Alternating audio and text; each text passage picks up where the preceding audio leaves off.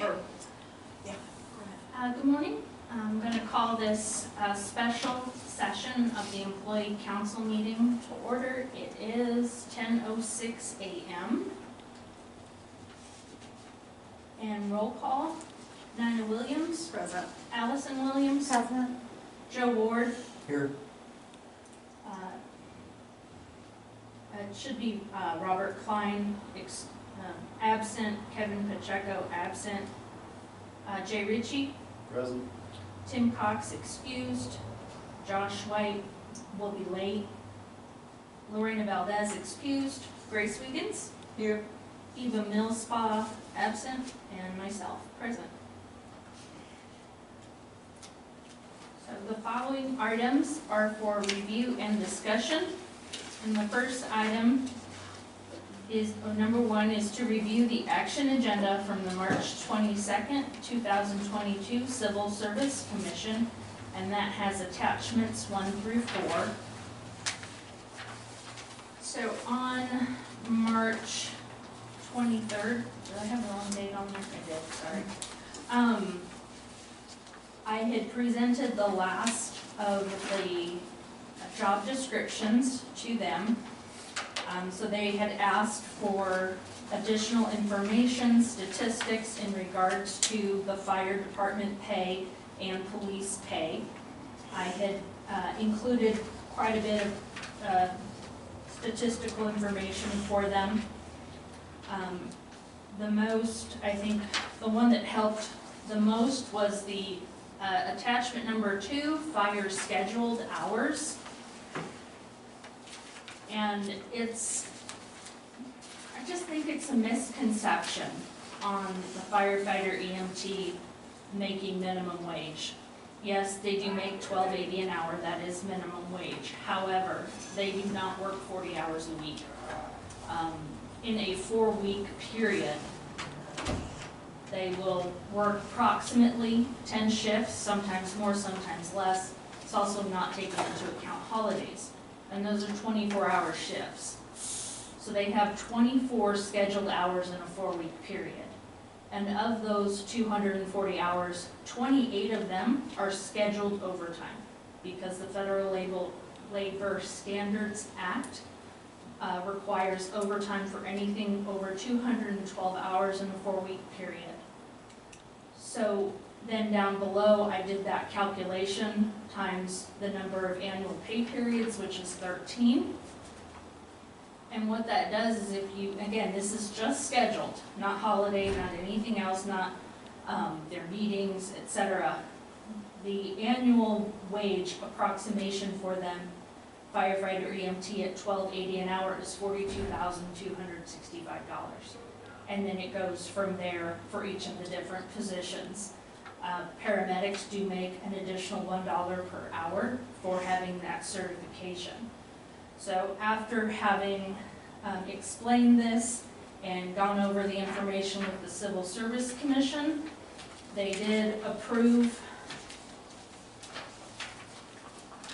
They approved the fire job description updates, including just stepping up to those the current hourly wage that we are using for them.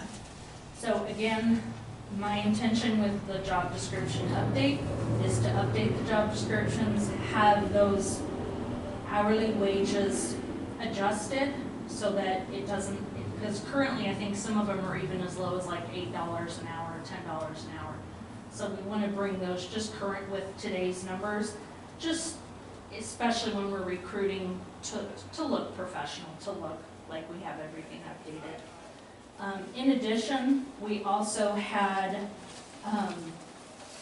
some changes to the job descriptions in verbiage in regards to the training that they have to have. But that was, again, all desired by the police and fire department. I skipped one, I apologize. Well, I'll take any questions on the firefighter before I move forward. When you say $8 to $10 an hour, you mean the description, not an actual employee? No, it's on the current job And description. they're changing Yeah, I that mean, to they make haven't, some of them haven't been updated since 2006. Yes. I think, yeah. Okay. Any other questions? Okay. The first one that I skipped over was the mine operations manager. And that one, I just had difficulty finding data to use comparatively. I did get some suggestions from the Civil Service Commission at the previous meeting, and I was able to include some data from the Park Service and things of that nature, so we were able to approve increasing that job description, or excuse me, pay rate start. And then additionally, Jennifer Graham did recuse herself from voting, and it still passed unanimously with the remaining attendees. Hey Josh. Hello.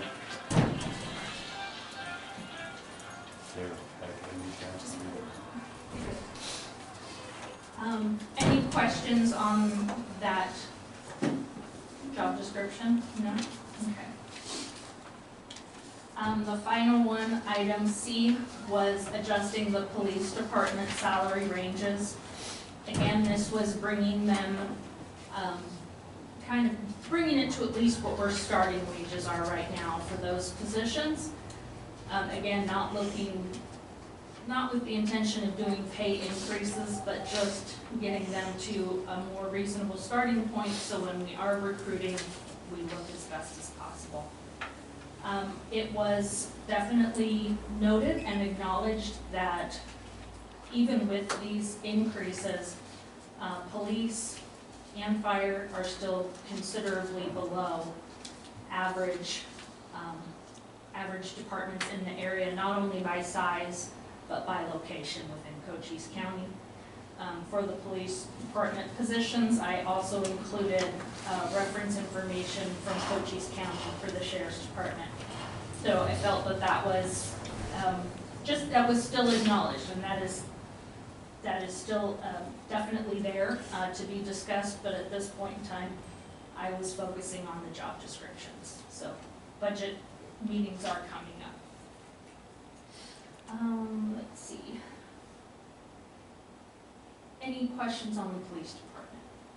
No? Okay. Commission member comments.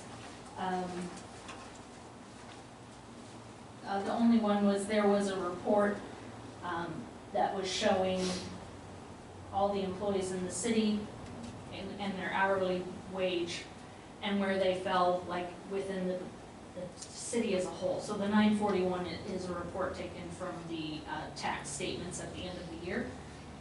And they just wanted further information. And I can also share that here if it's something that's requested.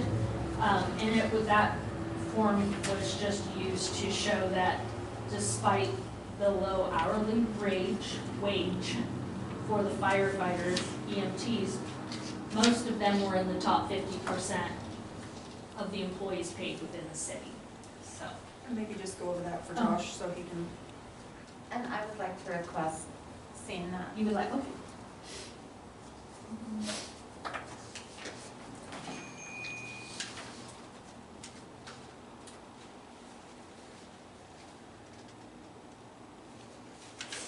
Okay, I'll follow through that as well.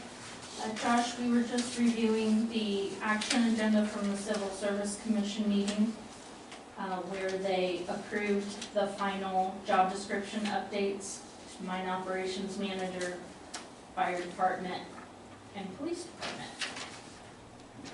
Okay? Is the public works not approved yet? It's already been approved. Okay, cool. Yeah, I think Public Works was the first one I did, and it's also been approved by mayor and council. Excellent. And so, Joelle, when you say, but then we're going into budget hearings, so you're getting all of these approvals done ahead of time, and then they can be put into the actual budget and be real-time increases as well? There were only 12 employees that will receive pay increases because of these updates. Majority was in the Public Works Department, and so there are, I think, 9 or 10 employees there that will be receiving an increase to start at $15 an hour. Because that was the desire, to have all our full-time employment start at $15 an hour. So those will come in effect with this budget. Police and fire, everyone, all the employees are currently at or above those rates, so there are not any budget implications there. 1 or 2 admin positions were also, and I did that one the last time. So I started with Public Works, then I did admin, clerks, finance, all of those, and then brought back police and fire, public safety, and the Queen Line. All fantastic work. I mean, it's really great to see, you know, addressing the job descriptions, addressing on how we hire, but then addressing current employees as well, having real-time impact. It's really excellent. Thank you. No, thank you. It's been a big project. Yeah. So, any further questions on the Civil Service Commission? Okay. Item number 2, which was change the longevity plan to set dollar amounts from percentages. So currently, our longevity plan goes from 2 to 6% for 5, 10, 15, 20, and 25 years. I had really wanted to have that updated. To be completely honest, I just don't have the time to effectively do that before the budget.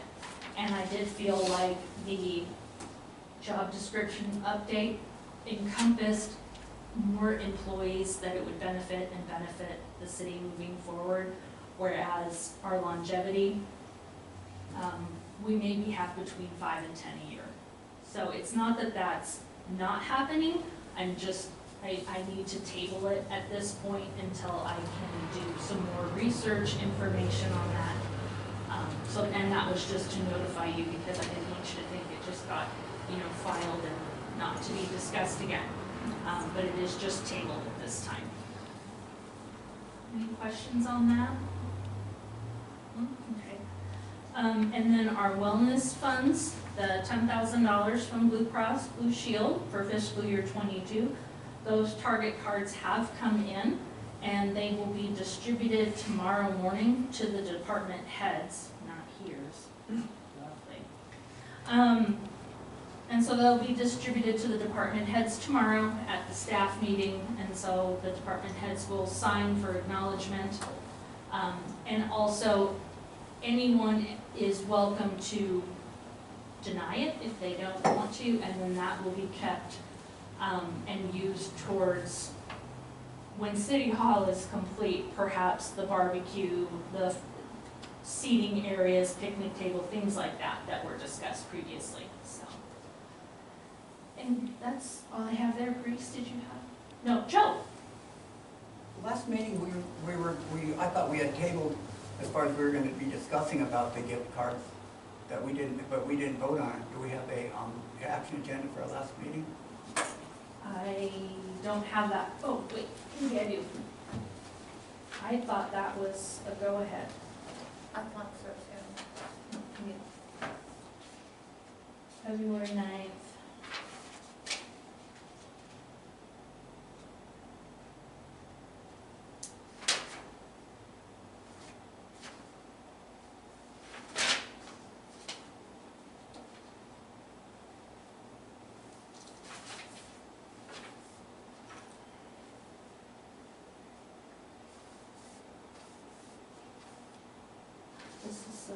No, I do not have that action agenda with me. What I have are my notes from it, so what I can do is I can share that with the employee council. I have notes on here that it was Target. I think the majority of just said Target, because that seemed to go over well Okay. with the employees. So, and For most departments, I think fire, yeah, I will look back at that and even look back at the recording, perhaps that I missed something. So, but yeah, I'll just have to follow up with you on that. Okay. Okay, thanks.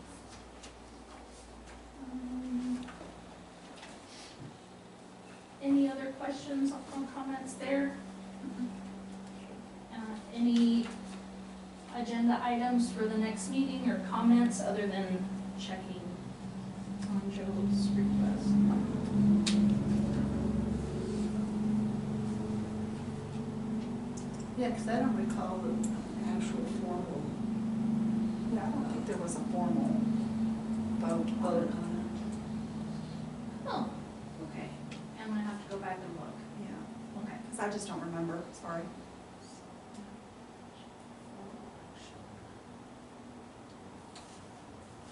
And then I also have noted the bring back the 941 report. Any other agenda items for next meeting? Do you have stuff that's coming down that you would like us to think about? My next big one is going to be still updating the, Job. not job descriptions, personnel rules and regulations. So that one, and that, again, that's a big one, so I'm thinking, again, similarly, take it in chunks. Which I because think we have, haven't we? We've addressed, yes, Okay. we've done a lot of them that were looked at Prior to, previously, yeah. yeah. And so, and I have all those notes, so that was all still, active in here, and I know, So when you do it, are you going to go ahead and use the one we have now and then just put in all the red lines of things that will be changed, or? in my personal opinion, looking at ours, I would very much like to kind of start from scratch.